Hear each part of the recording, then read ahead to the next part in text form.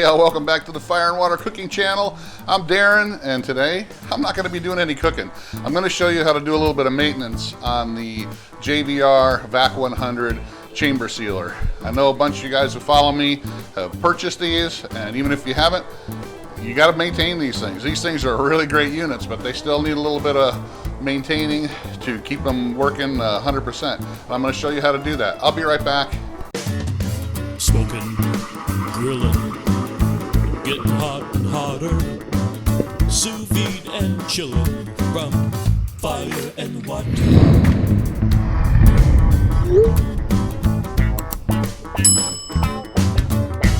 All right, guys. So these chamber sealers are amazing. They do a lot of stuff, and you need to really keep them up, doing some maintenance on them. Just basic, not a ton. You're just going to need to do enough to keep them up so they don't break down on you when you need them. Of course, you got to clean them. Keep these things clean because you got food going in and out of these all the time. You got to make sure you're keeping them clean so you don't get any bacteria or pathogens in there. I would always suggest at least once a month. Just kind of take this wherever you got it sitting.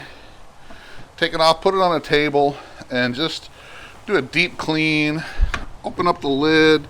Make sure you get all throughout it, inside and out. And use some kind of cleaner that's going to kill bacteria. This is an antibacterial spick and span. Make sure you take your plates out, clean those separately. Take your seal bar off. Make sure you clean this. And just these little black spacers here, make sure you clean them. Let's take your spray, put it in there, just let it sit in there for a minute. Make sure you get it all around the gasket. Just let it sit. Just let it sit there for a few minutes so that it can kill anything that it needs to kill. Make sure you get the inside of this too. Get your little cushion, your sealer cushion. Just let it sit there. Kill anything that's there, loosens up any baked on hard stuff, and then we'll come back by and we'll wash this all off. I'll be right back. All right, guys, I'm just gonna give this a really good wipe down. Make sure it's all unplugged so you're not pushing buttons and turning it on and off. And like I said, you can take this out, spray it down, make sure you get any of this stuff, because this juices from your bags and stuff will get on there and get soaked up in it, and you won't even know it. So just make sure you do this at least once a month. You want to get this thing really, really clean so you don't have any issues with pathogens or bacteria, anything like that. And it'll last you a lot longer. And it'll look nice. I keep this in my kitchen and everybody can see it. So if I got this thing all dirty and gummed up, it wouldn't look good. So just make sure you get all any baked on or caked on stuff. Just get it off of there.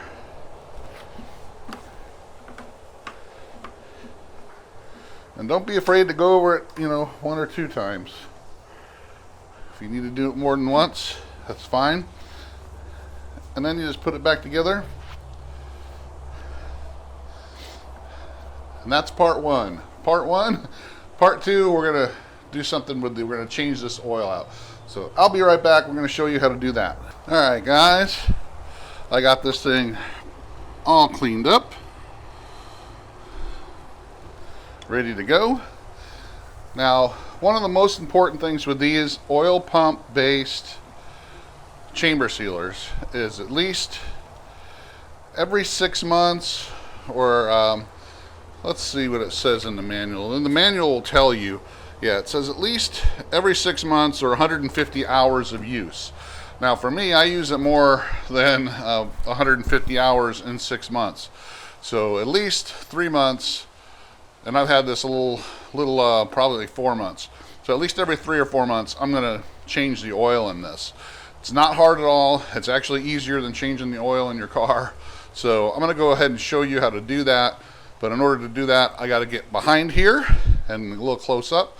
So I'm going to move the camera and just show you exactly how we can do that. Now everything is in your manual on how to do this stuff, but like I said, it's really easy to do. Make sure you buy the JVR oil. It comes with the little funnel that you're going to need, and you need something to put the oil in that you're going to be taking out. So I'll be right back. All right, guys, first thing you need to do is get your Allen wrench set, because you're going to need a couple different sizes. Make sure you remove the 3 bottom screws from the back panel, and then this is going to actually let you open it up.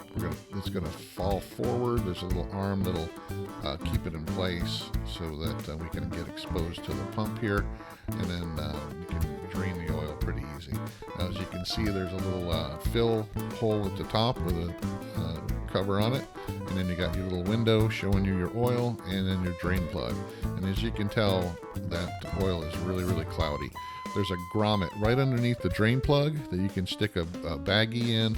Just make sure you get it in there so the oil doesn't go all over the place, or you can put a funnel in there. First thing you're going to do is remove the top fill cover so that we can use gravity to let all the oil kind of come out. Do it really slow at first so that it doesn't go all over the place, and you make sure that the oil is going down into the baggie or your funnel. So just kind of do it slowly, removing that drain plug with your Allen wrench, and then just let it drain out as much as possible. I have mine tilted just a little bit to try to get as much of that oil out as possible. And one of the things we're going to do once we don't see any more of it coming out, we're going to go ahead and put the plug back in, because we're going to run just a little bit of clean oil through it to get the rest of it out, because there's going to be some residue left in there. But let me show you just how dirty this oil was. It's got a lot of moisture and all that gets into the pump, and look how ugly that is. It's supposed to be clear. So now we're going to just go ahead and put a little bit more oil in here to flush it out. Make sure you flatten put it back on a flat surface so that we can actually read the max and minimum fill lines there inside the pump, so we got enough oil when we go ahead and fill this up in the final stage.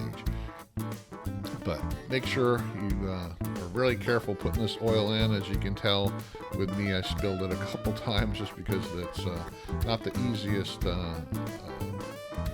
bottle to use. So just put a little bit in, just fill it up as much as you can so that you can get any residual in there. You can see some of that's floating to the top, some of that old dirty oil. We want to get that all out of there.